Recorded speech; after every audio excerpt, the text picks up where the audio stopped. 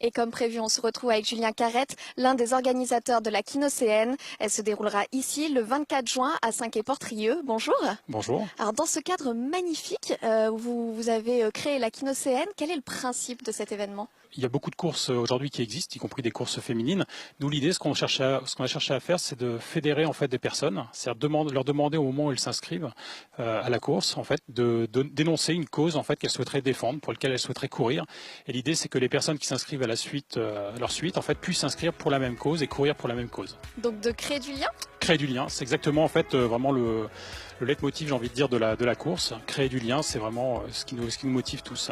Alors est-ce que vous avez là en tête quelques causes qu'on vous a déjà annoncées? Alors, comme beaucoup de courses, effectivement, il y a des causes autour de maladies, donc la sclérose en plaques, il y a l'endométriose, le cancer de manière générale, mais aussi des causes plus légères, j'ai envie de dire, comme je cours pour le fun, je cours pour la baie de Saint-Brieuc, je cours pour aller chez Kersusson, un magasin de confiserie ici à Saint-Quay-Portrieux. Donc ça peut être vraiment tout et rien. Exactement, c'est très ouvert et l'idée c'est justement que ça soit ouvert et que ça permette à chacun de s'exprimer et de créer du lien encore une fois. C'est la deuxième édition. Est-ce que la première a bien fonctionné? Oui, la première a très bien fonctionné. On a sondé évidemment toutes les personnes qui avaient participé. On a eu effectivement beaucoup de messages positifs et d'encouragement à la suite de cette première édition. Et on a aujourd'hui, cette année, en fait, élargi à la course, puisque au-delà de la course, on cherche à créer du lien par cette course, mais au travers de plein d'autres événements.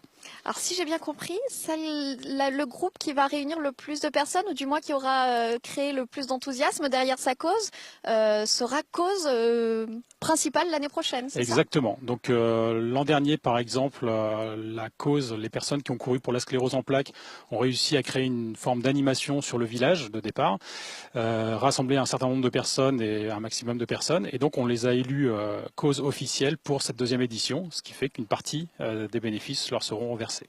Et donc cette année, celui qui réunira le plus de monde aussi De la même manière, donc la cause qui réunira le plus de monde, en fait, sera cause officielle pour l'année prochaine. Et donc la personne qui a lancé ce groupe pour la sclérose en plaques, elle est marraine, c'est ça cette année? Exactement, donc on lui a proposé d'être marraine, elle a accepté bien volontiers.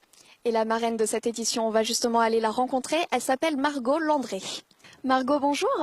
Bonjour. Alors l'année dernière, combien de personnes vous avez fédérées autour de vous et comment vous les avez fédérées autour de votre cause? Alors l'an dernier, on était une quinzaine à courir au nom de Run for Step. C'est un groupe que j'ai créé au nom de la sclérose en plaques. L'idée, c'était de se donner un objectif personnel et puis voilà, de parler de la maladie, mais d'une manière un peu plus cool. Pourquoi cette maladie? Alors je suis touchée depuis 3 ans par la maladie. C'était une manière pour moi de me donner un objectif parce que je ne suis pas sportive et je profite d'être relativement en forme maintenant. Et j'avais envie de partager ça avec mon entourage et leur montrer que malgré la maladie, je m'accroche. La maladie, quels sont on n'en guérit pas aujourd'hui, hein? Quels sont les symptômes? On n'en guérit pas. Les symptômes sont très très variés, donc c'est compliqué de définir. Mais pour simplifier. Ça joue sur les connexions. On sait tous que le cerveau envoie des informations pour parler, pour bouger de jambes. Et chez nous, il y a une petite défaillance. Donc il y a des jours où tout va bien. Et puis le lendemain, on va avoir une difficulté très intense à sortir du lit, à marcher, à communiquer. Eh ben Margot Landré, merci. Merci. Je rappelle que la Kinocéenne, ce sera ici à Saint-Quay-Portrieux le 24 juin. Quant à nous, on se retrouve la semaine prochaine pour d'autres informations en Côte d'Armor.